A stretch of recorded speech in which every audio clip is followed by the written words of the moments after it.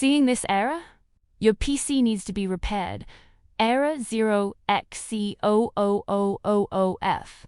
This means your BCD boot file is missing or corrupted, and Windows cannot start.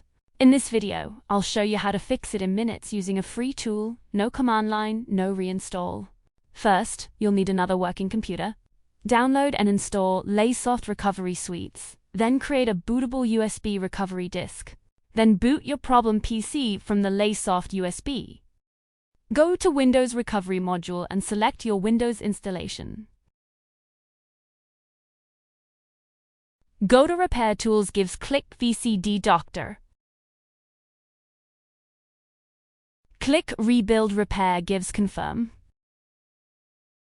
The BCD has been rebuilt successfully. Your Windows boot entry is now restored. Restart your PC and Windows should boot normally again. Download Lazesoft Recovery Suite, free for home users and 1 TB free for professionals.